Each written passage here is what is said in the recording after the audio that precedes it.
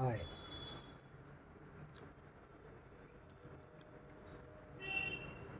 hi friends. I am Dr. Rajan Soni from Piparia. I want to talk to you, talk to all students, talk to all teachers, talk to all friends of mine who are on these social networking sites. I wish to say about Shikshak Divas or Shiksha of the present time. आजकल की जो शिक्षा है, चाहे वो school की हो, college की हो, हाई स्कूल की हो या यूनिवर्सिटी की हो, वह शिक्षा हमें कुछ डिग्री और जॉब के अलावा यह जो शिक्षा है वो एकांगी शिक्षा है। यह शिक्षा हमें संपूर्ण मानव नहीं बनाती। या तो ये हमें डिग्री देती है या ये हमें कहीं अफसर बनने का, doctor, engineer, chartered account, scientist, lawyer, व्यापारी या एक आम नागरिक बनने की शिक्षा देती है। पर ये शिक्षा वो शिक्षा नहीं है जो हमें संपूर्ण मानव बनाए। संपूर्ण मानव बनने के लिए मेरे कुछ सुझाव हैं कि हमारी शिक्षा प्रणाली में कुछ चीज़ें ऐसी डाली जाएं, चाहे वो किसी भी लेवल पर हों, नर्सरी से लेके 5वीं तक, 5वीं से लेके 11वीं तक, 11वीं से लेके कॉलेज तक, कॉलेज से लेके यूनिवर्सिटी तक, यूनिवर्सिटी के बाद जहाँ तक भी इंसान पढ़ना चाहे, उस शिक्षा के साथ, उस एकांगी शिक्षा के साथ हमें हमारी आने वाली पीढ़ी को कुछ और चीज़ें सिखानी ज़रूरी है। आजकल टेक्नोलॉजी का ज़माना है, मोबाइल इंटरनेट का ज़माना है, एआई का ज़माना है, और भी ना जाने आगे क्या क्या होगा, ईश्वर जाने या टेक्नोलॉजी जाने या साइंटिस्ट जाने। मगर मेरा एक सुझाव है कि शुरुआत से बच्चों को जब वो नर्सरी में होते हैं या दुनिया के समझ वाले होने लगते हैं, तो उनको 2-3 चीज़ें बहुत ज़रूरी हैं। सबसे पहले तो जैसे वो संभालने वाले होते हैं, चलने फिरने लायक होते हैं, थोड़े सोच समझने वाले होते हैं, हम उनसे घर के सारे काम कराने की ट्रेनिंग दें। घर में जो भी काम होते हैं, भले वो उनके लेवल का काम हो, बड़ा हो या छोटा हो, मगर हम चाहते हैं कि हर बच्चा अपने घर के सभी तरह के कामों में एक्सपर्ट बन जाए, एक्सेल करे और घर के सभी छोटे बड़े कामों को सीखे। चाहे वो मम्मी के साथ मेहमानों का स्वागत करना हो, चाहे उनकी सर्विंग करना हो, चाहे अपना खुद का काम करना हो, खाना बनाना हो, या घर के छोटे मोटे काम जो आजकल के बच्चे नहीं करना चाहते या करना चाहते हैं मगर उन्हें प्रोत्साहन नहीं मिलता। माँ बाप के या घर में दादा दादी के लाड़ प्यार और मनोहार के कारण वो बच्चे आधे अधूरे रह जाते हैं। और अखरता तब है जब ये बच्चे हॉस्टल में बाहर जाते हैं। हॉस्टल में बाहर 3 साल 4 साल कोचिंग पे या किसी कंपटीशन की तैयारी में बच्चे जब बाहर जाते हैं तो उनसे अपने खुद के काम नहीं होते। छोटे छोटे कामों के लिए दूसरों पर निर्भर होना ये कहाँ तक तर्कसंगत है। ये तो है एक छोटी सी एक बात, जहाँ तक हम चाहते हैं कि हमारे बच्चे आत्मनिर्भर बने हैं। और आजकल मोदी जी गवर्नमेंट भी यही चाहती है कि हम हमारा आने वाली पीढ़ी है या हमारे आने वाले बच्चे हैं वो आत्मनिर्भर बने। आत्मनिर्भर वो जब बनेंगे जब आप उन्हें शुरुआत से ऐसी ट्रेनिंग या शिक्षा देंगे, बड़ों का सम्मान करना सिखाएंगे, बुज़ुर्गों का सम्मान करना सिखाएंगे और घर के बड़े बुज़ुर्गों की मदद करना सिखाएंगे। उनके छोटे छोटे काम जो मम्मी पापा नहीं कर पाते हैं उन कामों को करने का शिक्षा देंगे, ट्रेनिंग देंगे, तो उनकी जो आगे की यात्रा है, जीवन यात्रा, वो अपने आप सरल होती जाएगी। वो जीवन मूल्यों को समझेंगे कि जीवन होता क्या है। ये तो है एक बात। दूसरी बात मैं कहना चाहता हूँ कि डिग्री, कोर्स या किसी भी डिग्री को पाना या कोर्स मटेरियल को कंप्लीट करना, साल भर पढ़ना, उसको एग्ज़ाम के तौर पे फिनिश कर देना और अपनी रैंक प्राप्त करना, ये जीवन का उद्देश्य नहीं है। जीवन का उद्देश्य है एक अच्छे इंसान बनना। हमारे आसपास बहुत सारी समस्याएं रहती हैं। इतनी बड़ी प्रकृति पड़ी है, प्रकृति में एक से एक महान चीज़ें हैं। सूरज है, चाँद है, सितारे हैं, समुंदर है, रिवर्स हैं, नदियाँ हैं, ज़मीन है, पेड़ पौधे हैं। ये भी तो हमारे साथ रहने वाली चीज़ें हैं। और यदि बारीकी से देखा जाए तो हर छोटी बड़े प्रकृति की जितनी भी चीज़ें हैं वो गुरु के रूप में हमें शिक्षा देती हैं। फॉर एग्ज़ाम्पल, यदि हम बारीकी से देखें तो आज सूरज को ही ले लो आप। सूरज जब भी निकलता है, जब भी सुबह 5 बजे निकले या 6 बजे निकले या 6:30 बजे निकले, वो ये नहीं देखता कि मेरी रोशनी कहाँ पर जा रही है। किसी इंसान के पास जा रही है, जानवर के पास जा रही है, पहाड़ में जा रही है, गरीब के पास जा रही है, पढ़े लिखे के पास जा रही है, गंवार के पास जा रही है। वो कभी ये नहीं सोचता कि मेरी रोशनी फलाने को ही मिलना चाहिए। वो जितनी भी कैपेसिटी है, जितनी भी उसकी रश्मियाँ हैं, उनको बराबर तौर पे बांटता रहता है। वो किसी से कुछ नहीं चाहता, केवल वो बांटना जानता है। इसीलिए, और अब आप शिक्षा के तौर पे एक प्रकृति में पेड़ को ले लो। शुरुआत से जब वो स्टार्ट होता है, एक बीज से प्रस्फुटन होता है उसका, धीरे धीरे 2 पत्तियाँ आती हैं, 3 आती हैं, बड़ा होते जाता है और उसके देने की क्षमता की कोई बराबरी नहीं है। अपने सर्वस्व को वो न्यौछावर कर देता है। फल देता है, फूल देता है, लकड़ी देता है, छाया देता है, हवा देता है, ऑक्सीजन देता है। केवल आप उनको पानी भर तो देना है आपको, सुरक्षा भर तो देना है आपको, वो तो देता ही देता है आपको, पूरे जीवन की रक्षा करता है आपकी। तो ऐसे प्रकृति में बहुत सारे गुरु हैं। आज शिक्षक दिवस के दिन ये मैं इसलिए बता रहा हूँ आप लोगों को कि कितनी चीज़ें ऐसी हैं जिनसे आप शिक्षा ग्रहण कर सकते हो। स्कूल, किताबें, कलम, दवात, ये सब अपनी जगह ठीक हैं, मगर हमें जीवन से भी बहुत सारी शिक्षाएं ग्रहण करना चाहिए। माँ बाप तो हमारे गुरु हैं, फिर स्कूल हमारा गुरु है, प्रकृति हमारी गुरु है। आसपास जहाँ भी नज़र दौड़ाएंगे आप, वहाँ गुरु ही गुरु हैं, गुरु ही गुरु बसते हैं। प्रस्थापन है, गुरुओं का प्रस्थापन है। आपकी नज़र में बस वो गुरु पहचानने की क्षमता होना चाहिए।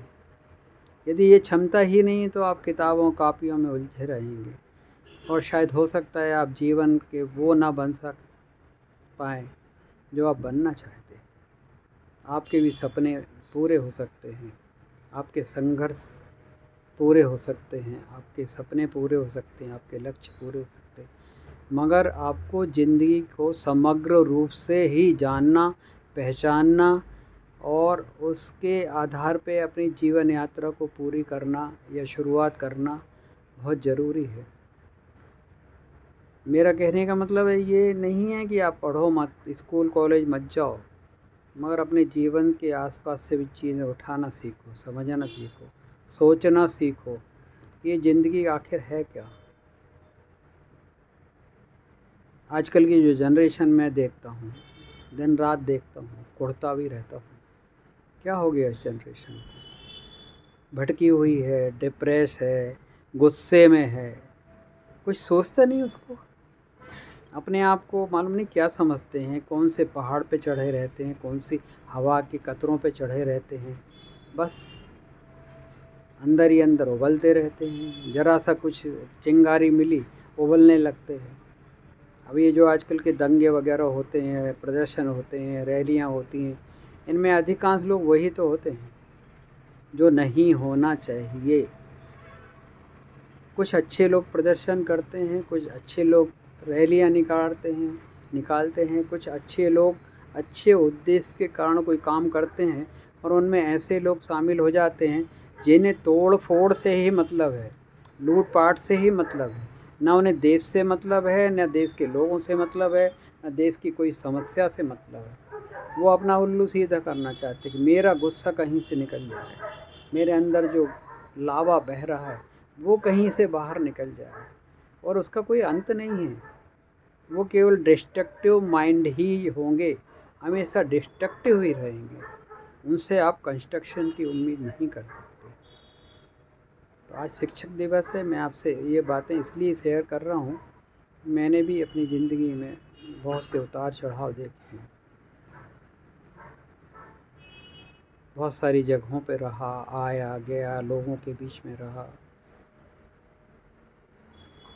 बहुत सारी चीज़ें सीखी, बहुत सारी चीज़ें अनुभव की। और आज मैं जैसा भी हूँ, मैं केवल उन अनुभव के रास्तों पे चलते हुए मैं चाहता हूँ कि हम लोगों ने जो सीखा इतने सालों में, हमारा जो अनुभव है, आज की पीढ़ी के काम आए। वो केवल ऐसा ही ना चला जाए हमारा जीवन, ऐसा ही ना बीत जाए। सांसें ले रहे हैं, सांसें आ रही हैं, सांसें जा रही हैं, और इन सांसों का कोई उपयोग ही नहीं है, तो फिर जीवन का मतलब क्या हुआ? बताइए आप। सब लोगों से पूछता हूँ मैं। ये तो हुआ एक छोटा सा हिस्सा, मैं आपसे जो कहना चाहता था मैंने कह दिया।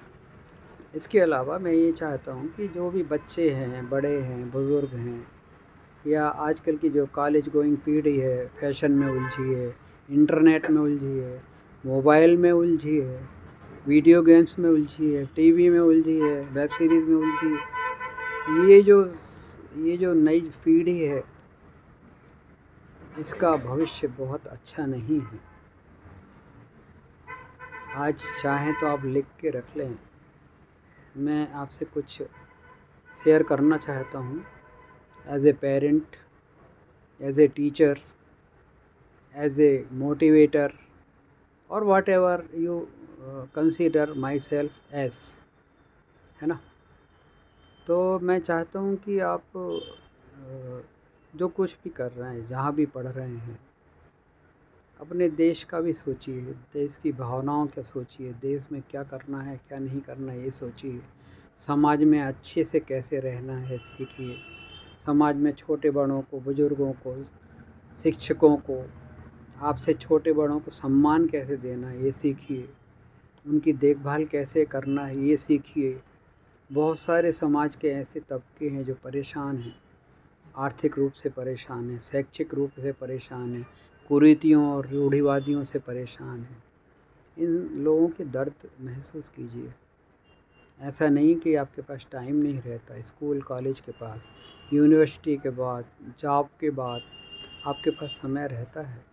यदि आपके अंदर वो भावना हो कि हाँ मैं कुछ करना चाहता हूँ, इस देश की मिट्टी के लिए करना चाहता हूँ, इस देश के लोगों के लिए कुछ करना चाहता हूँ, इस देश की पीड़ित मानवता के लिए कुछ कर सकता हूँ, करना चाहता हूँ, आप अवश्य कर सकते हैं। कुछ भी ना बने आपसे, कुछ भी ना बने, तो कम से कम आप जो सबसे बड़ी एक चैलेंजिंग प्रॉब्लम आने वाली है भविष्य में, मेरे हिसाब से 2050 तक वो आ जाएगी, या 2100 तक, 2000 या 21 मतलब 2050 या 2100, और उसके बाद तो बहुत बुरे कंडीशन होने वाले हैं। आप मेरी बातों का ध्यान रखिए। सबसे बड़ी मेरी जो चिंता है आज के दिन में, कि 2050 और 2100 के आसपास इस पृथ्वी का क्या होगा। आज जो हमारे पास समाज में, राजनीति में, सिस्टम में, शिक्षा में एक नेगेटिव वेव्स चल रही है।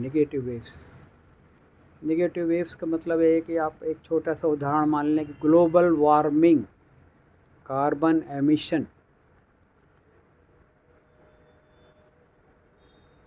ये दो चीज़ें तो आपने सुनी होगी। धरती का टेम्परेचर बढ़ रहा है, हवाओं का टेम्परेचर बढ़ रहा है, और ये टेम्परेचर बढ़ते बढ़ते उस बॉर्डर लाइन पर आ गया है।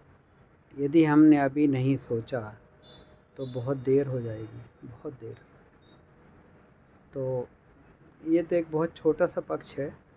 तो मेरा सबसे पहले कहने का मतलब है कि हमारा जो जीवन है, इस मेरे पहले वीडियो में मैं आपसे सभी से यही रिक्वेस्ट करना चाहता हूँ, हमारे आसपास जितने भी खाली ज़मीन है, सरकारी ज़मीन है या प्राइवेट ज़मीन है, जो अनुपयोगी ज़मीन है, उस पर हम ज़्यादा से ज़्यादा छायादार पेड़ लगाएं, छायादार पेड़ लगाएं, फ्रूटिंग ट्रीज़ लगाएं, जिनकी कैनोपी बहुत बड़ी होती वो ट्रीज़ लगाएं।